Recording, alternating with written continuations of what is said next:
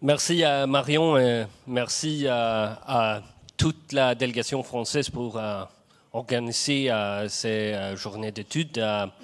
Oui, la prochaine fois, j'espère, on va visiter le lycée et les représentatifs de votre parti. Oui, je vais parler en anglais pour mieux expliquer mes thèses. So, to start with your example of spoiled brats as being one of the things that we see as part of the woke culture, I just heard about one of the reasons why tech executives in Silicon Valley shifted from the Democratic Party to the Republicans and Trump, and that was that the people that they hired from the Ivy League universities were no longer up to the task. They were spoiled brats, entitled, who felt oppressed as soon as they were given a proper task. And they wouldn't stand for that, the executives, so they started thinking about the options.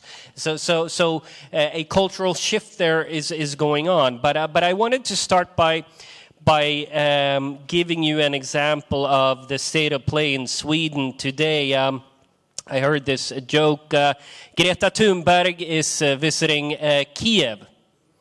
Upon hearing these news, President Zelensky phones Prime Minister Ulf Kristersson of Sweden, and he says, "Yes, Prime Minister, I told you, send us the worst that you've got, but I didn't mean this." This comedian who made this joke, he's very popular on social media, but can you imagine that he is ever invited to public television? No, that doesn't happen. And that is where we are today. The left still controls many of the commanding heights, but there is another development going on. These gatekeepers of the left, the progressive gatekeepers, are finally being challenged. And that's what they call, in one way or another, populism. But it's just, that these ideas of humor, of being oneself, of family tradition, nation, they have always been rather popular. With that, I want to go back 25 years because wokeism is not something new. It really was a part of my childhood and adolescence. I was coming of age in the late 90s, and back then when I went to the primary school back in Sweden, the national holiday celebrations of the school were canceled because they could offend newcomers. That was one example. Another one was when we formed a conservative students' union in my high school. And every year you take these school photos, right, for the catalog that everyone is looking at to find the nice guys and pretty girls, and And we wanted to be there with our conservative students' union, and we had a Swedish flag in the photo.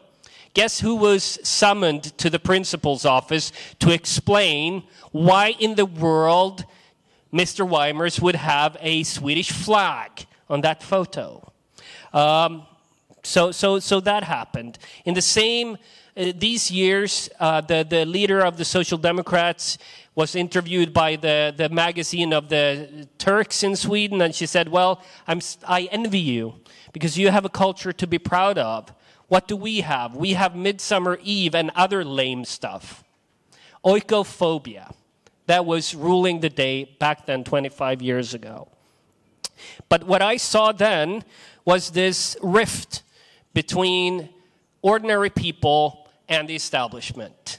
I heard my neighbors commenting upon the mass influx of people who came from cultures that had a totally different different attitude towards violent aggression, towards maybe disturbing behavior in buses, in trains, and other things that they saw with their own eyes and experienced.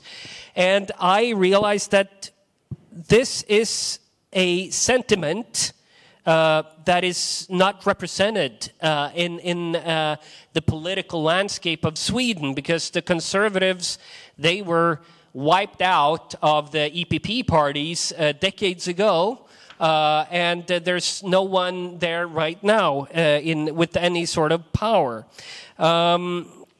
But the question is, why Sweden? You were discussing why it happened to Czechia, why France. I mean, if you look at Sweden, we were not a big colonial power. Sure, we were into the 30 Years' War, and even down to Strasbourg, I know. But that's more or less forgotten. We weren't colonialists. We weren't a big slave nation. We weren't into the Second World War. So why this okophobia in Sweden? And, well, part of the answer has already been stated, the Frankfurt School. The postmodernism through Derrida and Foucault, it came with the 68ers, the 68ers, who were very, very strong in Sweden and permeated the institutions. They did the long march through the institutions, the media, the academia, the military, the church. I mean, in Sweden, you even have church elections to the big Protestant church. The biggest party in the Swedish church is the Social Democratic Party. Can you believe it? And they also implemented, straight out of the KGB playbook, the idea of everything right of center being fascist. Everything being fascist. That's what they did. So why the worst, most intimidating question you could get when I was brought up in Sweden was, what? Are you a racist? If you ever got that question in the late 90s in Sweden, you were in big trouble.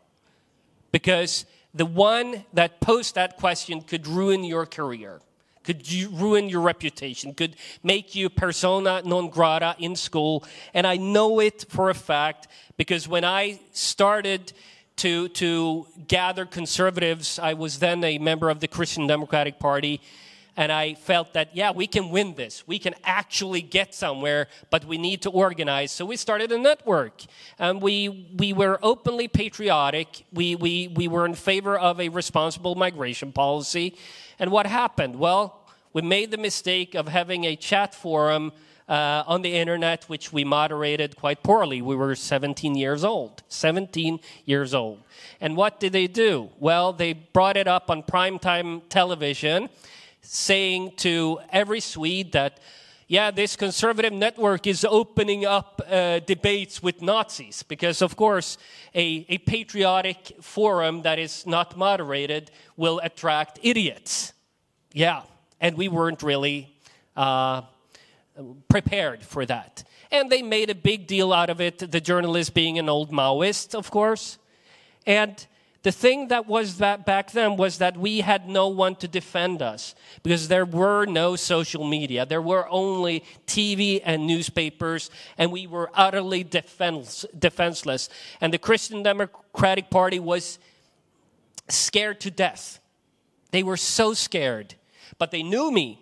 They didn't kick me out because they knew what I stood for. But they didn't go out. They didn't go out to defend me. They just wanted to tone it down. So what conclusion did we draw then? Well, okay, maybe we need to be smarter. Maybe we need to be better. Maybe we need to, in our conservative parts of the Christian Democrats, recruit more members, win the votes in the Congress at the party convention. And one thing that we learned was to be happy warriors to fight this cancel culture, because the other side, calling us one thing or another, they can't stand when we're smiling. They really can't stand it. And, you know, the one that has the most fun will often win and often include a lot of people. So that's what we did. And a few years later, I was elected chairman of the youth organization. And I'm not part of the same party today, but we actually went somewhere. The Sweden Democrats, in the same period, 25 years ago, they did three things. This was a period when they couldn't even get a venue in Sweden because of the threat from Antifa. So they had to organize their conferences in Copenhagen, talk about cancel culture.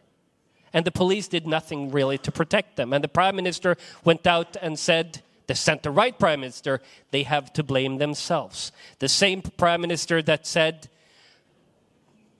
barbarism is the only thing authentically Swedish. The rest of the development has come from abroad. That was the sentiment of the center-right, the sister party of the Republican in Sweden. So Molotov cocktails being thrown into the party's the party's offices, and people getting canceled from their jobs. That was everyday life for the Sweden Democrats at that time. What the party did was three things.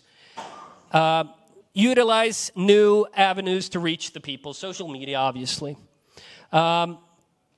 Rooting out extreme elements of the party.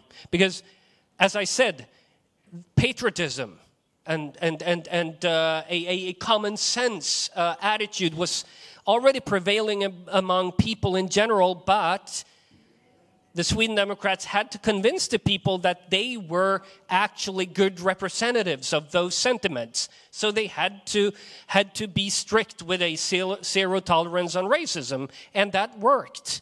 So to win the hearts and minds of ordinary people, that's the path to victory. There are no real shortcuts here. In the end, 2018, I left the Christian Democrats for the Sweden Democrats. 1 year after that, the party leader of the Christian Democrats, who was my vice chairman in the youth 10 years earlier, she invited Jimmy Åkesson, our party chairman, for a meatball lunch, and that was the end of the cordon sanitaire against the Sweden Democrats. So the fight that we took up 20 years earlier actually had a real meaning in breaking the cancel culture. And I really do think that we're on the verge of victory, but we need to, just like we established on the party political level, a sort of institutional competition. This is what we should do across all fields. Just short examples before I end. Academia. I think it's more or less futile to think that Columbia University, Sorbonne, or Uppsala University in Sweden will ever become sound institutions again. What I think is that we must open up for competition. We have Austin University and Texas, Hillsdale College, also in the United States. And we in Sweden, we have school vouchers for high schools and primary and secondary schools. So why don't we think about a system with vouchers for universities so that alternative institutions can be opened, so that those who want to become activists, professional activists, they can go to the old universities, of course, with nice, nice buildings and all that. But the ones who want to get a real education without indoctrination can go to the new universities. I think this is the way forward for us to really challenge cancel culture. Thank you so much.